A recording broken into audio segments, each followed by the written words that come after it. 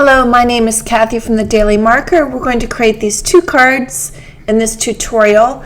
I'm going to show you how to make a bleed through from a coloring book page. The bleed through is on the right and you see the coloring on the left. And I want to show you how I created cards from this. This is the card from the coloring page and this is the card from the bleed through. It's a technique I came up with and it uses some simple supplies. This is a coloring book I had on hand, and what you want to do is you want to have a piece of cardstock. You want to slip it under the page that you're coloring. You want to figure out what part or if all of the page you want to color.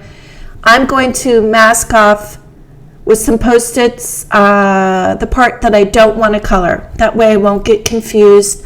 I've secured my paper down with some paper clips.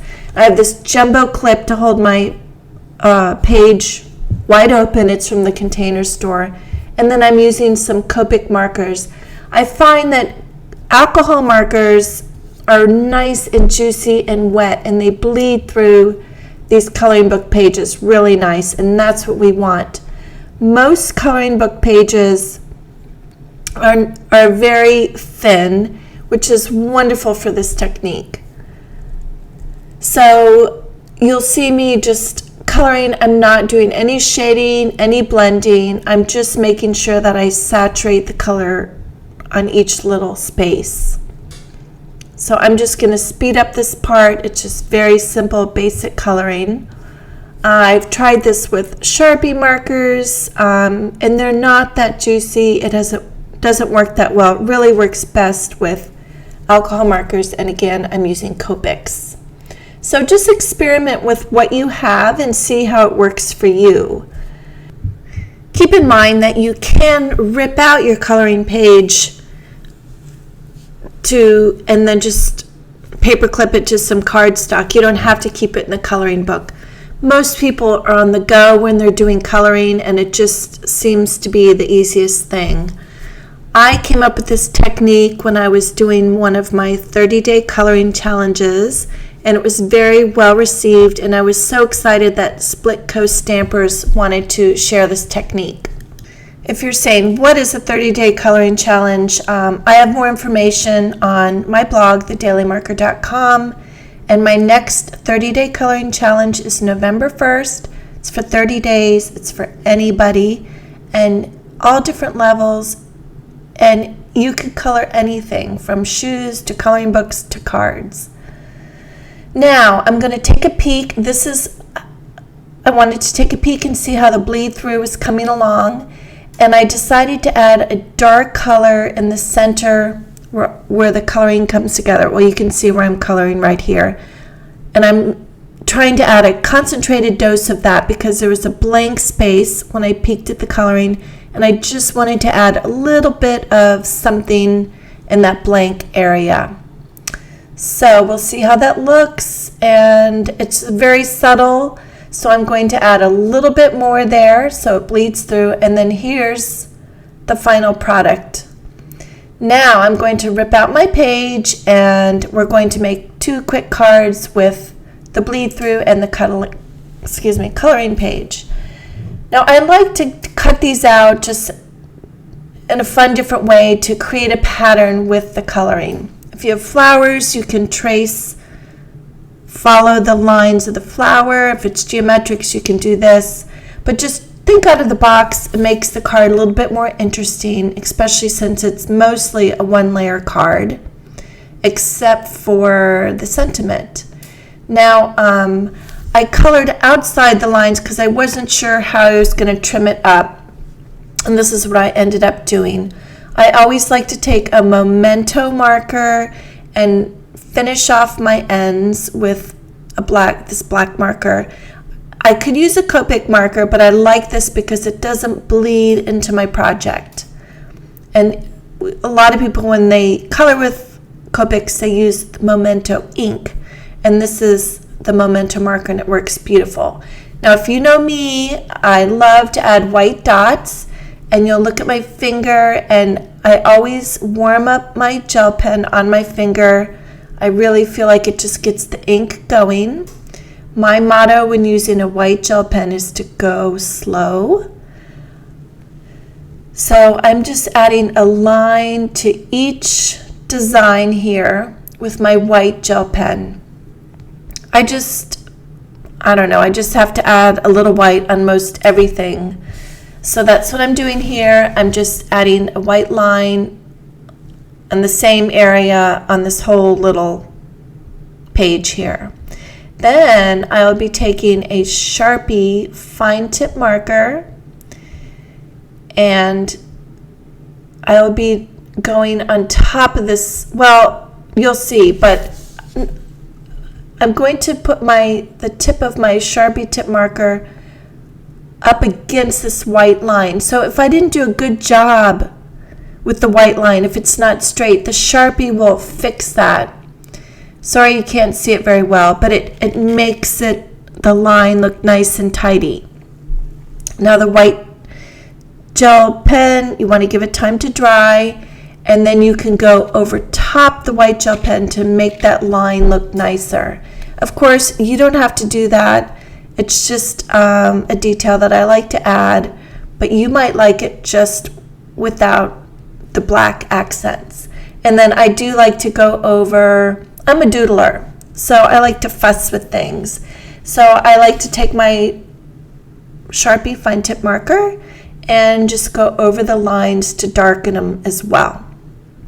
But that's because I'm a doodler and it's certainly not necessary. So you see me doing that here, and then again I go butt up against that white line. And if you can zoom in, I'll also have all the details on my blog. If you zoom in, you can see how the Sharpie marker kind of fine tunes that white line. So see what you think. But again, it's not necessary. And you don't even have to add any white dots. I actually added, speaking of dots, I added some white dots underneath my lines. And I like to give the white gel pen time to pool. So I put the marker down, I let it pool, and then I make my dot. Now I have trimmed white cardstock. I don't know, I'm sorry I missed that, but this is exactly what I did, what I'm doing with the green. I traced the line of the cutting of the coloring book page, and then I just trimmed it like this. So I did this with the white cardstock underneath the coloring page, and then I wanted another hint of color. So I'm using this green, and then you just use an eraser, any eraser you have on hand. Now, my glue of choice is Glossy Accents. I use it for everything. I know some people don't like to do it, but it's what I do. It holds it forever. So I just add a little bit along the edge and I'm done, and it dries nice and quick. So I stick that under a book or something to make it flat, and I'm moving on to the bleed through.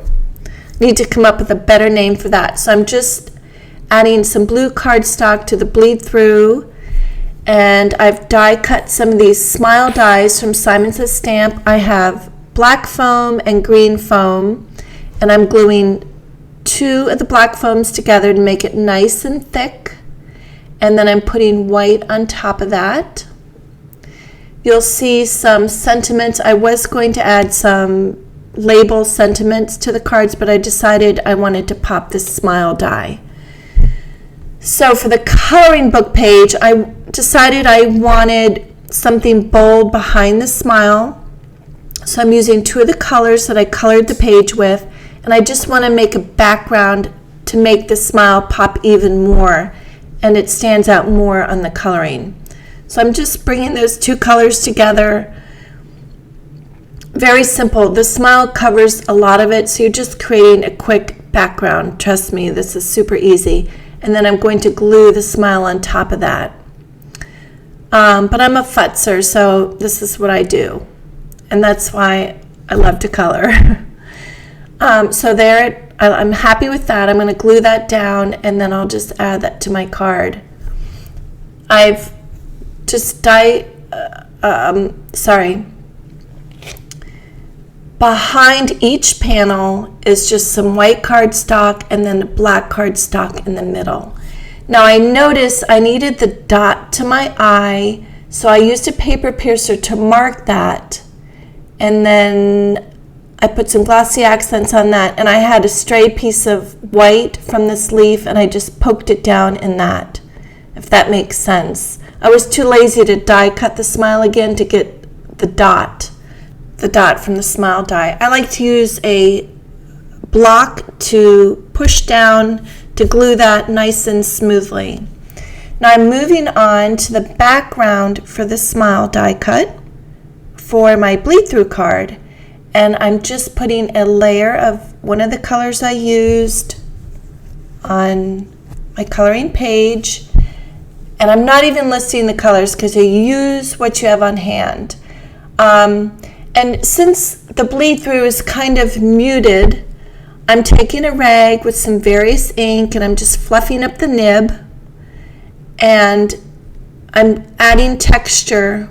The rag adds texture when you use the various ink. The various ink is a solution by the Copic marker, and what it does, it removes the color. So when you put it on the cloth and you blot it off, it removes some of the color and it gives you beautiful texture. You can see it there behind the smile. It was just what I wanted.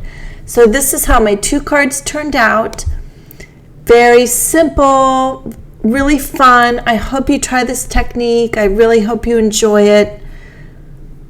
Enjoy your coloring, and I'd love for you to visit my YouTube channel, thedailymarker.com, and have a great day. Thank you so much to Split Coast Stampers for letting me guest with them today.